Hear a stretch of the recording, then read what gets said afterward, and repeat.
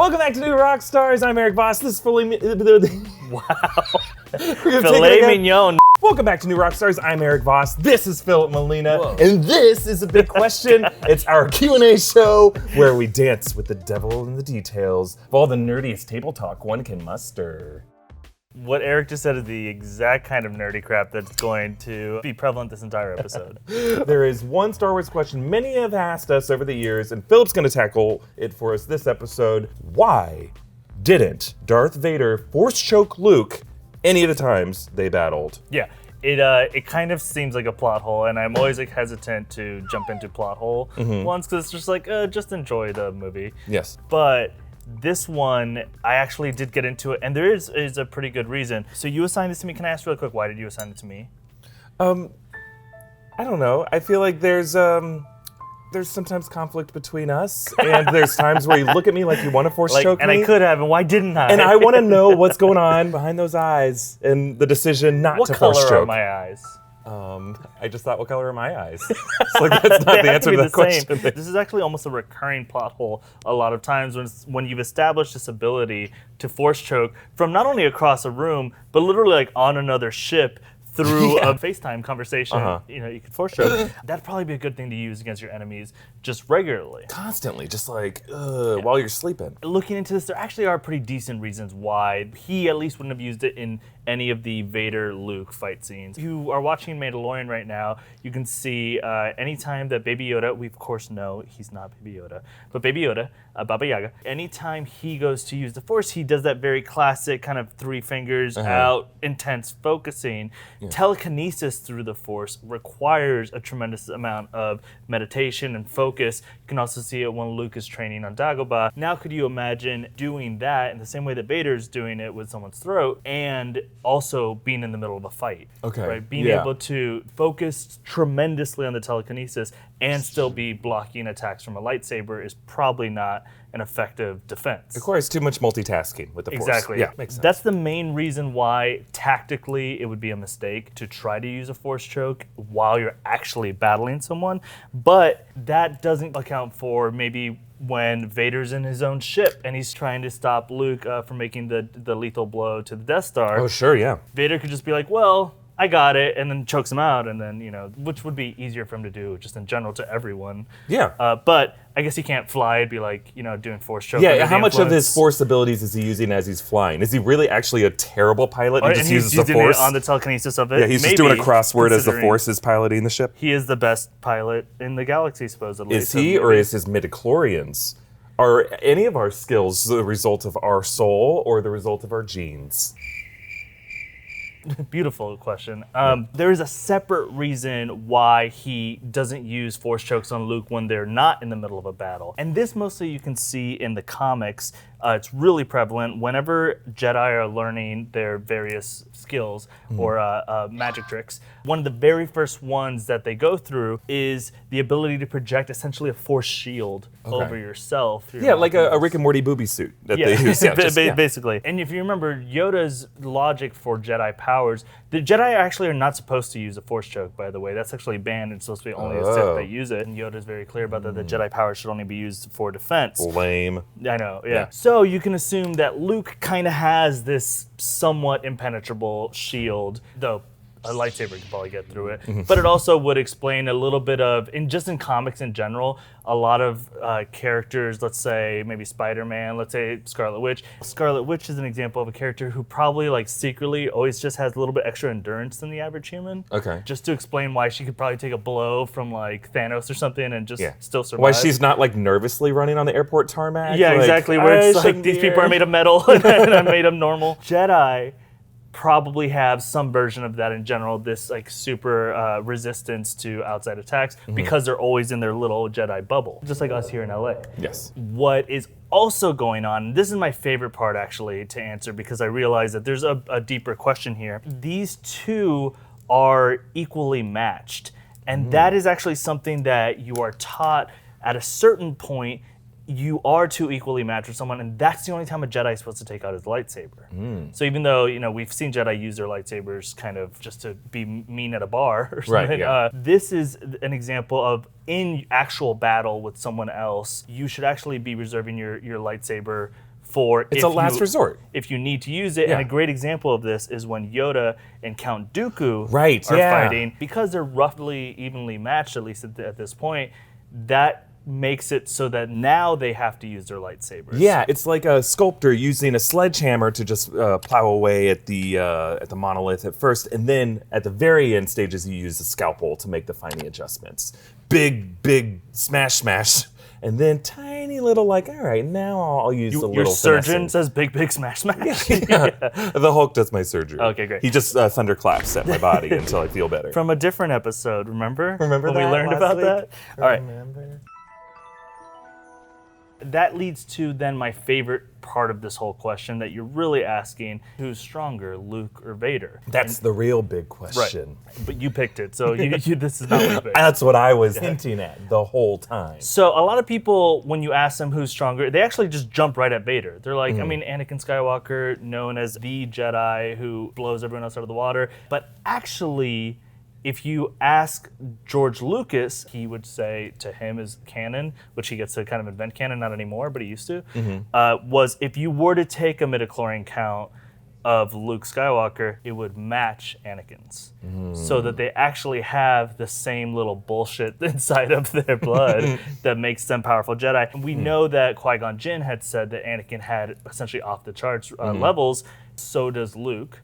So that's a good indicator that they're predisposed to being almost exactly perfect matches. But then on top of that, you have to think about the duration of that fight and these multiple fights that Luke survived.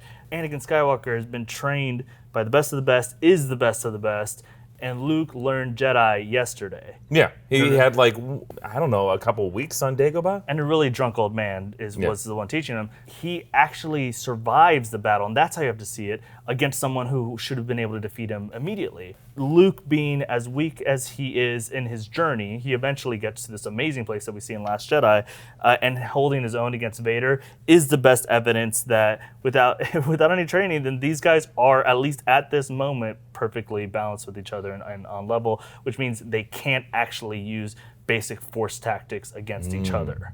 I like that. I like that solution because it makes sense that Dooku and Yoda were kind of evenly matched because Dooku used to be Yoda's apprentice. He learned from the master, literally. After using all these other things that didn't work, it was just like unstoppable force, immovable object, canceled each other out. Now the lightsaber is really the only way that you can edge each other out because it's kind of like a sudden death, you know? Right. Like at that point, there can only be one victor. Right. Yeah. And a good example of this kind of the exception proving the rule is there is someone who is able to use the Force against characters like Luke and Vader, and it just clearly wins, and that's the Emperor. Sure, yeah. The Emperor is able to use the Force in those final moments, and we've never seen him needing to wield a lightsaber because he's able to get it done with the Force alone. So to finally answer the question, the big question of the week, is it a mistake that Vader isn't using Force chokes on Luke? No, specifically not on Luke.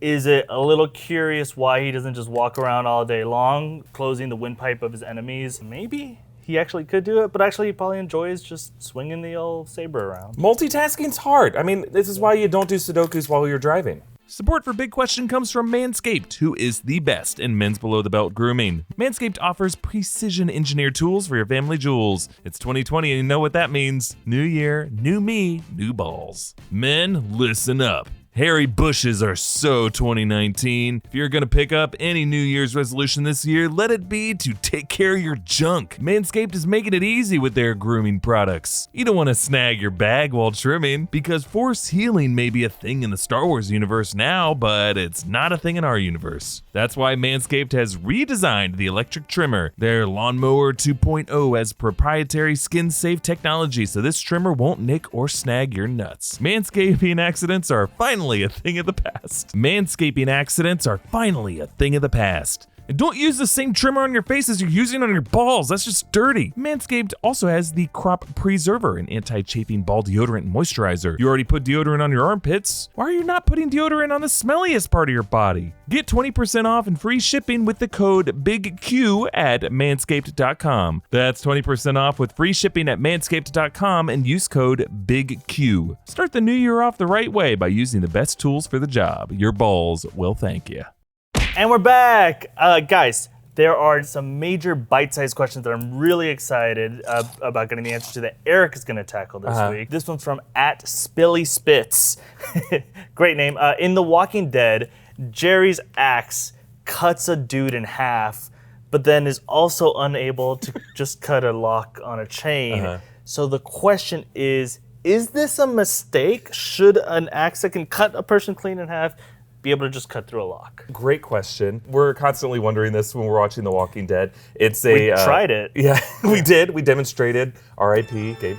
The thing with The Walking Dead is it's all about like whatever delivers the most gross out gore, because that's why we're watching the show at this point. Now the question's referring to in season 8, episode 4, the savior Gunther has kidnapped Ezekiel, and Jerry, his henchman, who has his big battle axe, saves Ezekiel right when he's about to die by cutting the dude in half vertically through like his collarbone, through his chest. Basically, we see a shot of his back and like flesh splits open, and we just see Ezekiel be like, huh? And we don't know how clean, like Jerry takes another whack at it. We don't really hear a clear sound to tell us, oh, what body part was slashed open there. But it's implied that in one clean swipe, he's able to split this guy in half like a pumpkin. You're able to tell based on the sound what body part has been slashed Wait, you open? can't? Not anymore. I bet like Foley artists, if you were to play like a specific sound effect, be like, that's the next snap. Spleen.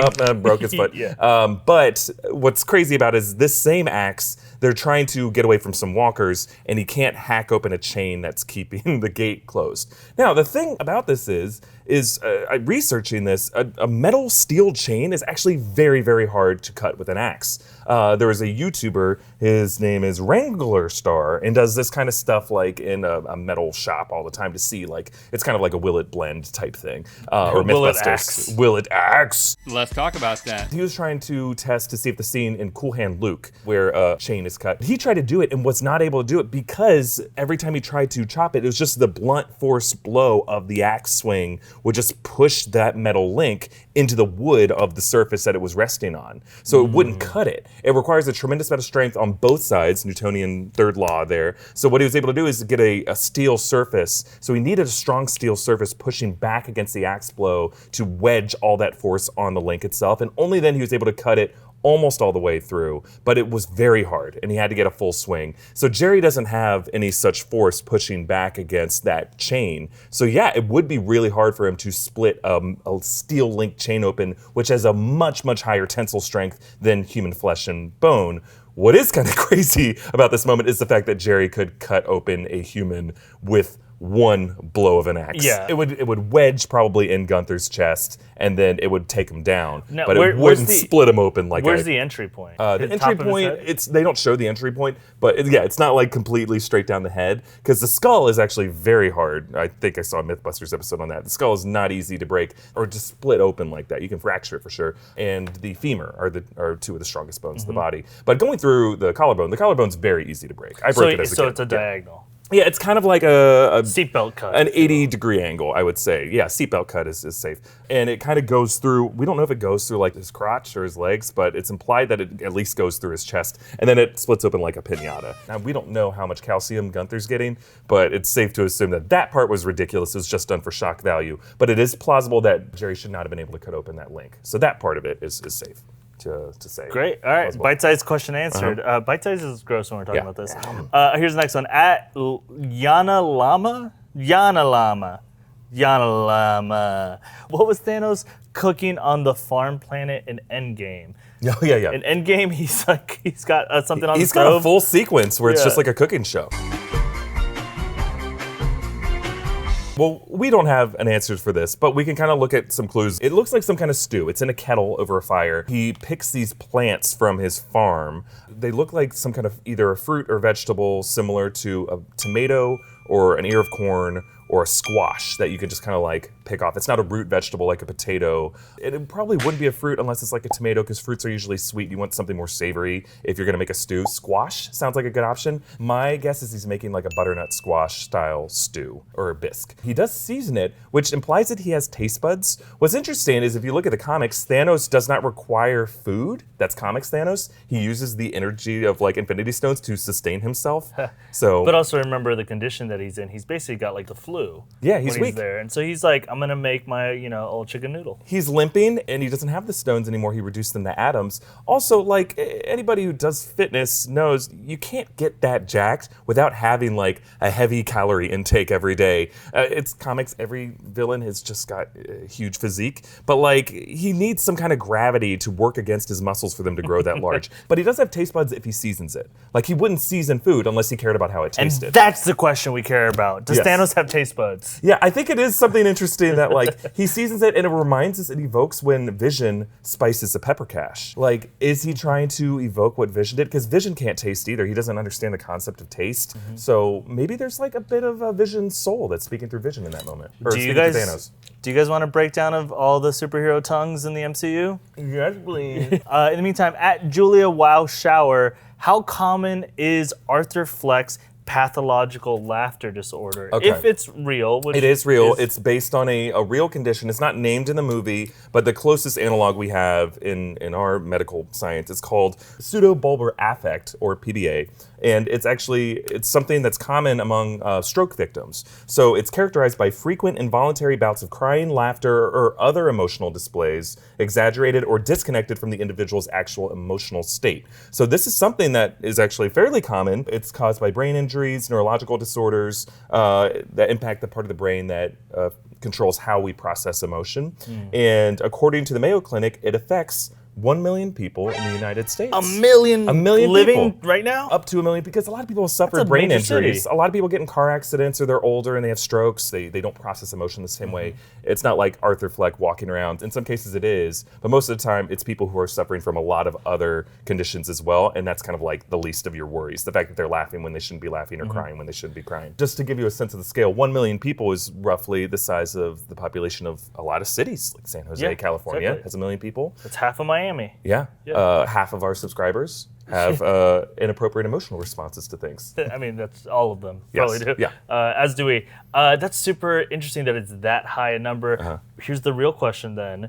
What happened to the Joker's brain? He was tortured as a kid, right? He was abused by Penny Fleck's ex-boyfriend, who tied him to a radiator, and his brain was pressed against the heat of a radiator. I don't know if that would be enough to damage it. You'd think that'd be like a flesh wound as opposed to like brain damage. But like, if he's doing that to him, he might also be like, beating sadly, the crap out of him. Beating him up. Also, radiators radioactive probably, right? That's how they work, right? Yeah, that's where you get the heat from. Depending, if you live in Canada, you might need a radioactive radiator. What's this character? Because it's so cold up there. This is I'm a snowman. but a Canadian one, right? Not a Canadian. It's kind of southern. If you're from Canada, send your complaints to our mailbag, which we have now. We have a mailbag, and we're gonna take questions that way too. Questions that you guys have mailed. Yeah, into let's us. crack it open. And by the way, you can mail us your mailbag questions, any personal questions you have for us. We'll try to get them on a future episode. Send us your mail at P.O. Box 711, Burbank, California 91503. Somebody's wallet. Whose they wallet's mailed in there? and they Thank mailed you. this. Ooh, We'll take it. Oh, and I like somebody chopped up the mail this time. Oh, that's great. At Polly Doll wants to know: have you guys ever pranked someone, or have you ever been pranked? Yes. We used to pull so many pranks. A lot of pranks. I got a job pulling pranks at one point. Oh, New Rockstars? Is this all a prank? New Rockstars is we did do a prank. It's a prank on our intern Devin. Oh, who's now one of our editors. Yeah. That's a fun one. We wanted to see just how okay people are with real-life incest. That's my sister. That is your girlfriend. Completely inappropriate. For a while, we were all like just talking. Yeah, he was a celebrity. I had been pranked by you. In college, No. there was a lot of pranks that we would pull on each other. I didn't hang out with you guys, and I wouldn't give you an answer why I wouldn't meet up with you guys wherever you were. And it's because I wanted to stay on campus and get the $5 5-star pizza campus special, and I wanted to eat it all by myself. And you guys knew me well enough that you knew that's what I was doing. So you intercepted the pizza. Right. I had already paid for it, I believe.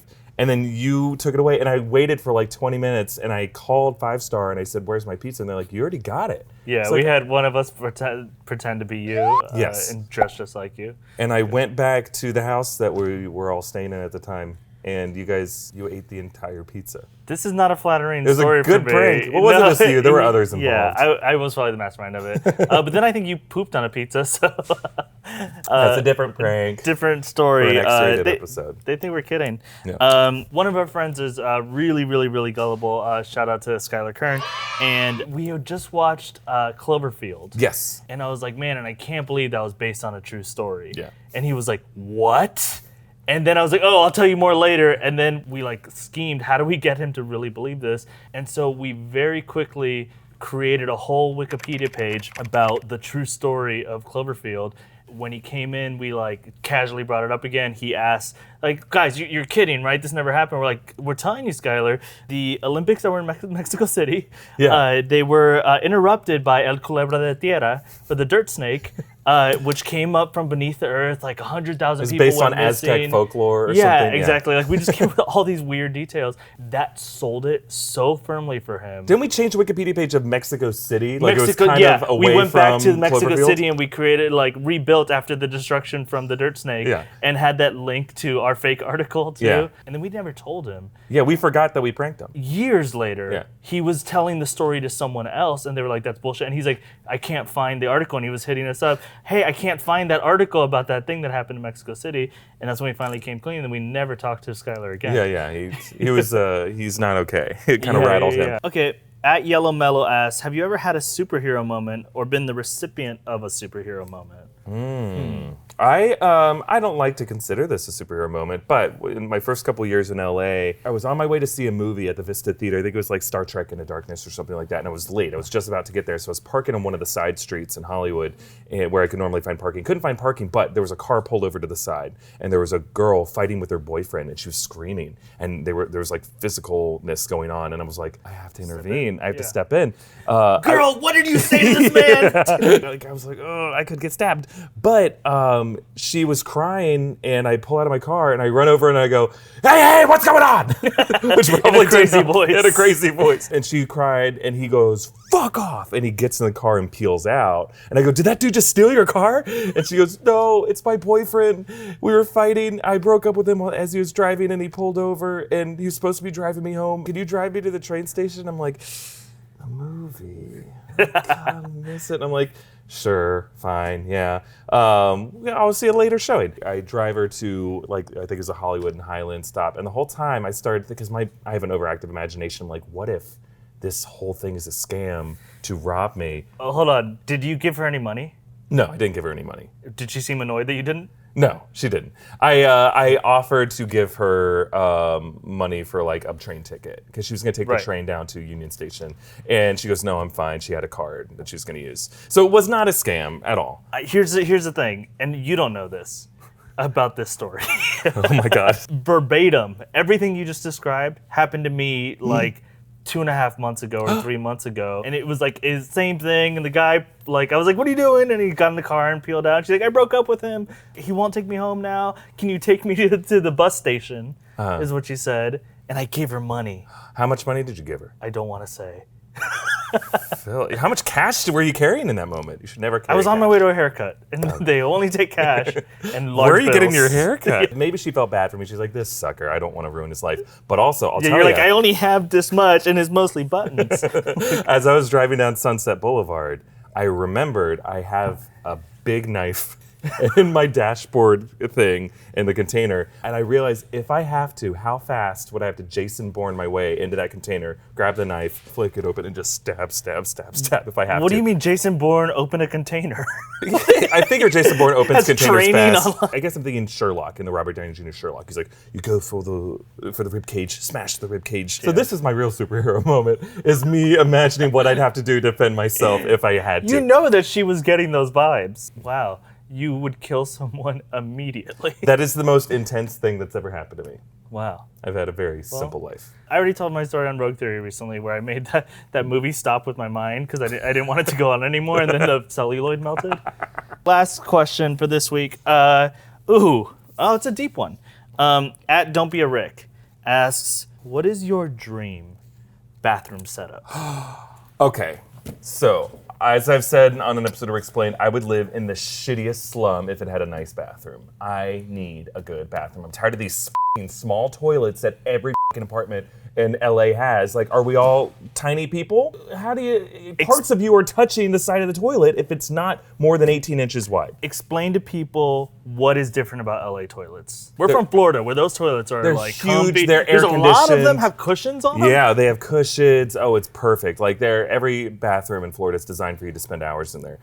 In LA, every bathroom's tiny. Most of them are half bathrooms. They're low to the ground. Do you also have the thing where you kind of like have to trust that the toilet's still there as you drop onto it? Right, yeah. At some point, you're just in it's so free low. fall, and you don't have muscle control in your legs at that point. So I just want a big industrial toilet that sucks everything to hell, and I never have to see it again. I Just hate out into low space. water pressure toilets. It gives me anxiety. I want a his and her sinks. I want birds that sing to you while you're showering. I want a shower that you can sit down in. Okay, this that became hits a you from cartoon. Yeah, I love just thinking about a nice bathroom. I'm just gonna tweak a little bit here. My adjustments for an ideal bathroom setup.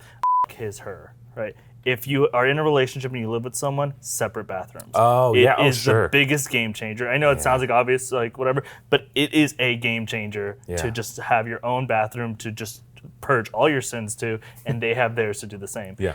That's one. Two, high water pressure in the shower. Oh, okay. Which people are going to give me shit for saying this, but to undo that, if you don't like your water pressure, take off the head of the faucet. In there, you'll find an item that's actually reducing the flow. It's a flow restrictor. What You can just pull that thing out and then put it back on, and then you get full force fire hose. It's like taking the muffler off your car. It kind of, yeah, if you're an asshole. I did that to all my showers, and they like beat me, and it feels great. Like a fire hose. Yeah, that, and I need a good tub. I don't have any tubs in my current house, and I'll never relax again. Yeah. Yeah, and then I want a separate room for the toilet that's like in the far corner. That's of the thing. shower. I think remote toilet. That's the episode of Rick and Morty that just came out. Like, you want wherever your bathroom is, it needs to be far away from everything, and only you know about it. We had that in college, the hidden bathrooms. Yes, and we didn't tell anyone. They're like, "Where are you going right now?" They're like, "Don't talk to me."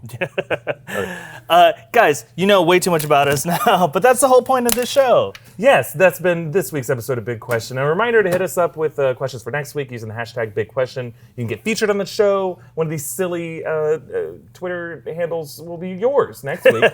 And let us know what you like about this show. If you want to see different kinds of questions answered, we just love making this an interactive Q&A thing where we can finally have an opportunity to answer the things you guys have always been asking us so we can't fit into other videos.